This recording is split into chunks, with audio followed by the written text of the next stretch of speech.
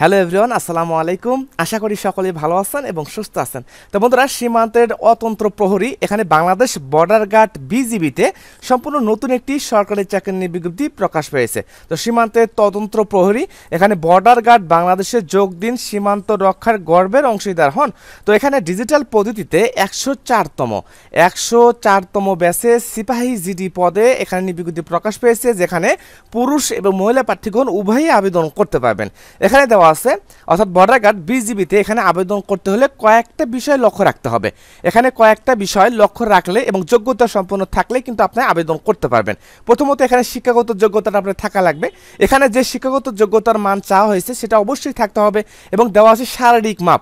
আপনার উচ্চতাটা ঠিক মতো আছে কিনা সেটা দেখতে হবে, বয়সটা ঠিক মতো আছে কিনা সেটা দেখতে হবে, বৈবাহিক অবস্থা, এখানে কিভাবে আবেদন করবে এবং গ্রহণযোগ্যতা ভিত্তিকে আপনি কী কী যোগ্যতা থাকলে আবেদন করতে পারবেন সেই সমস্ত ডিটেলসে কিন্তু এখানে আলোচনা করা হয়েছে। তো আমি সম্পূর্ণ ডিটেলসে আলোচনা করবো, অবশ্যই শেষ পর্যন্ত ভিডিও দেখার জন্য চেষ্টা করবেন।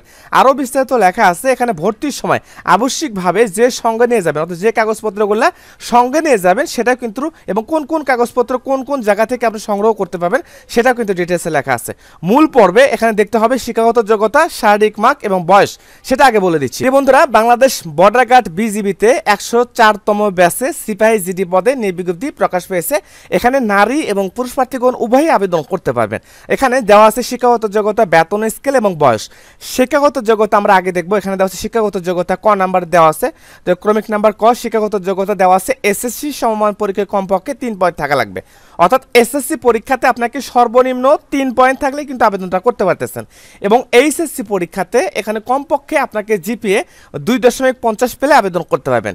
দেখেন, দুইটা মিলে কিন্তু আপনি 5.5 পয়েন্ট যদি পান সেক্ষেত্রে কিন্তু হবে না, দুইটা কিন্তু আলাদা আলাদা করেই পয়েন্টটা পেতে হবে। দেখা যাচ্ছে এসএসসিতে 3 পয়েন্ট, এখানে আপনি এসএসসি 3 পয়েন্টের উপরে যেটাই থাক সমস্যা নাই, কিন্তু সর্বনিম্ন 3 পয়েন্ট থাকা লাগবে এসএসসিতে, এবং এইচএসসিতে 2.50 পেলে আবেদনটা করতে পারবেন। এসএসসি এইচএসসি দুইটাই পাস থাকা লাগবে। শুধুমাত্র এসএসসি পাস করছেন অর্থাৎ এইচএসসি ক্যান্ডিডেট তারা কিন্তু আবেদন করতে পারবে না, অর্থাৎ যাদের রেজাল্ট পাবলিশড হয়েছে তারাই কিন্তু আবেদন করতে পারবেন। পুরুষ এবং মহিলা প্রার্থীদের উভয় ক্ষেত্রে কিন্তু এই শর্ত প্রযোজ্য থাকবে। তো দেওয়া আছে বেতন স্কেল। বেতন স্কেল 2015তম গ্রেডে দেওয়া আছে। জাতীয় বেতন স্কেল 2015তম গ্রেডে 9,000 থেকে 21,800 টাকা আপনাকে বেতনটা দেওয়া হবে।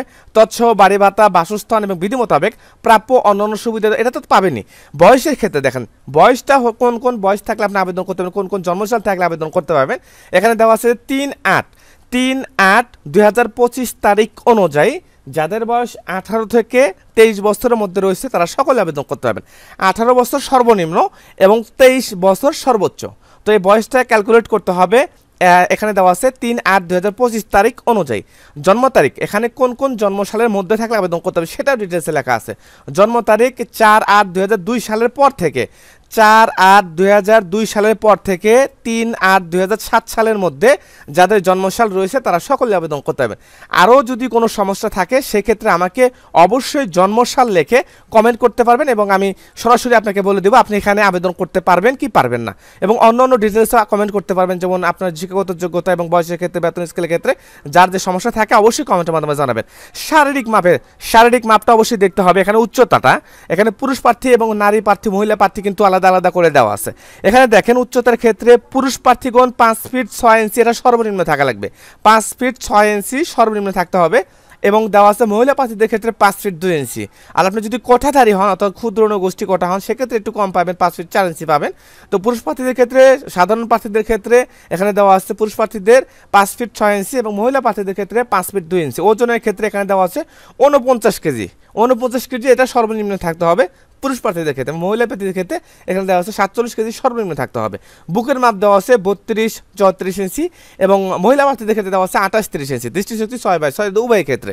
তো দেখা যাচ্ছে আপনাকে এসএসসিতে 3 পয়েন্ট, এইচএসসিতে 2.5 পয়েন্ট, এবং দেওয়া আছে জন্মসাল 2002 থেকে, অর্থাৎ 8 মাসের 2002 সালের পরে জন্মসাল এবং 2007 সালের মধ্যে যাদের জন্মসাল রয়েছে তারা সকলে আবেদন করতে। সেক্ষেত্রে দেখেন 3 সাল কিন্তু পুরোটাই আবেদন করতে পারবেন, 4 সাল কিন্তু পুরোটাই আবেদন করতে পারবেন, 3, 4, 4, 5, 6 এই কয়টা জন্মসাল কিন্তু পুরোটাই আবেদন করতে পারবেন। শুধুমাত্র 7 সালের যারা আগস্ট মাস পর্যন্ত জন্মসাল করছেন, আগস্ট মাসের 3 তারিখ পর্যন্ত, তারা সকলে আবেদন করতে, প্রায় 7 সালের অধিকাংশরাও আবেদন করতে পারবেন। বৈবাহিক অবস্থা অবশ্যই অবিবাহিত থাকতে হবে। এখানে সকল জেলা প্রার্থীগণ আবেদন করতে হবে। রেজিস্ট্রেশন কীভাবে করবেন এখানে দেওয়া আছে, অর্থাৎ 4 ফেব্রুয়ারি থেকে। এখানে কিন্তু খুব সংক্ষিপ্ত সময়ের মধ্যে আবেদনটা করতে হবে। 4 ফেব্রুয়ারি থেকে আবেদনপত্র শুরু হবে এবং 13 ফেব্রুয়ারি পর্যন্ত অনলাইনের মাধ্যমে আবেদন করতে হবে। যোগ্যতা পরীক্ষা অর্থাৎ আবেদনপত্রে আবেদন কীভাবে করবে, আবেদন করার যোগ্যতা এখানে দেওয়া আছে, রেজিস্ট্রেশন দেওয়া আছে। আবেদন ফি বাবদ এখানে কত টাকা কাটা হবে সেটা দেওয়া আছে। এখানে 56 টাকা অর্থাৎ প্রথম সেক্টরে আপনার কাটা হবে, সেটা কিন্তু দেওয়া আছে। তারপর দেওয়া আছে শিক্ষাগত যোগ্যতা যাচাই, ব্যক্তিগত তথ্য এগুলো দরকার নাই। আপনি এখানে কিন্তু উপরেরটা অর্থাৎ 1 নাম্বার এবং 2 নাম্বারটা যদি আপনি সঠিকভাবে দেখেন এবং সেই ক্ষেত্রে যদি আপনি বিবেকযোগ্য হন, সেই ক্ষেত্রে কিন্তু আপনি আবেদনটা করতে পারবেন। তারপর দেওয়া আছে মেডিকেল, এটা কিন্তু পরের সেক্টরগুলো এগুলা। ভর্তির সময় আবশ্যিকভাবে যে সঙ্গেগুলো যে কাগজপত্র নিয়ে যেতে হবে সেটাও লেখা আছে, যেমন এসএসসি এইচএসসি সমমানের পাশে মূল সনদপত্র অর্থাৎ মূল সার্টিফিকেট নিয়ে যেতে হবে। প্রযোজ্য ক্ষেত্রে সংশ্লিষ্ট স্কুল কলেজে আপনার প্রশংসাপত্র, এসএসসি ইন্টারের দুটি প্রশংসাপত্র নিয়ে যেতে হবে। অভিভাবকের অনুমতিপত্র নিতে হবে, অর্থাৎ অভিভাবক আপনার অনুমতি দিচ্ছে কিনা যে আপনি চাকরিটা করবেন, এটা অনুমতি আপনার অভিভাবক অর্থাৎ আপনি পিতা যদি পিতা থাকে পিতার বা মাতার যে কোনো একজনে আপনার প্রত্যয়নপত্র নিতে হবে এবং চেয়ারম্যান কর্তৃক সেটা আপনাকে অবশ্যই সত্যায়িত করে নিতে হবে। ইউনিয়ন পরিষদের নাগরিক সনদপত্র নিতে হবে। প্রথম শ্রেণী গেজেটেড কর্মকর্তা কর্তৃক অবশ্যই মূল সনদপত্র, মূল চাকরি সম্পত্তি ফটোকপি নিতে হবে এবং সত্যায়িত করে নিতে হবে। সদ্য তোলা নীল ব্যাকগ্রাউন্ড, অর্থাৎ আপনার পেছনে যে আপনার ছবির যে কালারটা সেটা কিন্তু নীল ব্যাকগ্রাউন্ড হতে হবে এবং 11 কপি পাসপোর্ট সাইজের ছবি, 1 কপি ছবি ইপি চেয়ারম্যান কর্তৃক আপনার সত্যায়িত করতে হবে এবং 10 কপি সত্যায়িত ব্যতীত, 10 কপি সত্যায়িত করবেন না, 11 কপি ছবি নেবেন, তার মধ্যে 1 কপি ছবি নিতে হবে আপনার সত্যায়িত, বাদ বাকি সত্যায়িত লাগবে না। ইউনিয়ন পরিষদে পৌরসভা কর্তৃক আপনার অবিবাহিত সনদপত্র নিতে হবে, জাতীয় পরিচয়পত্র মূল কপি নিতে হবে, ফটোকপি নেবেন, মূল কপিও নেবেন। এখানে কিন্তু আপনার সেভাবেই চাওয়া হয়েছে। তো আরও বিস্তারিত লেখা আছে। তো দেখেন এখানে সীমান্তের অতন্ত্র প্রহরী বাংলাদেশ বর্ডার গার্ড বিজিবিতে বিজ্ঞপ্তি প্রকাশ পেয়েছে। এখানে আপনারা এসএসসি এইচএসসি অর্থাৎ এখানে আপনার এসএসসি তো থাকতে হবে এবং এসএসসি পয়েন্টটা 3 পয়েন্ট এবং এইচএসসি পয়েন্টটা 2.5 পয়েন্ট, এই পয়েন্টে থাকলে এবং বয়সের ক্ষেত্রে শিক্ষাগত যোগ্যতা অনুযায়ী ভিত্তিতে যাদের সঠিক হবেন তারাই কিন্তু এখানে আবেদন করতে পারবেন। যার যা সমস্যা সেই ক্ষেত্রে আপনাকে অবশ্যই কমেন্ট করতে হবে, আমি কমেন্টের মাধ্যমে আপনাকে জানিয়ে দেবো অ্যান্সারগুলো। তো অবশ্যই এই সার্কুলারে যারা আবেদন করতে ইচ্ছুক আবেদন করে নেবেন।